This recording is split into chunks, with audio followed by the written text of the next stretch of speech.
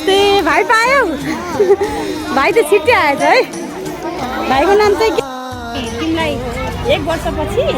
आफ्नो भाइ नयाँ भाइलाई भेट्न पाउँदा कस्तो फिल भयो 1 वर्षपछिको बुढानी कन्ट्याक्ट एक्सपिरियन्स कस्तो भयो राम्रै हुन्छ जस्तो लाग्छ है र भाइ चाहिँ राम्रै छ जस्तो लाग्छ हो अब म गाइडर भाइ भएपछि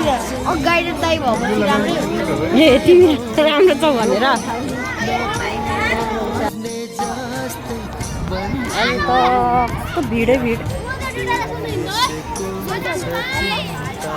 हेलो हेलो ल तिम्रो नाम के क्रिस्टल हेलो हेलो हो अनि तिमी चाहिँ तिमी त 7 मा गयौ हो 7 मा गयौ 7 मा अहिले तिमीहरु पनि हो कुन हाउस पर्यौ म पुमरी ए अब अनि उनीहरु त हो ओहो तिमी बुढानीकण्ठ स्कुल आएको 1 वर्ष भयो है अनि आज त तिमी दाइ भएछौ है अनि भाइ हुँदा र दाइ हुँदाको फिलिङ्स कस्तो छ के फिलिङ्स डिफरेन्स भयो ल भन त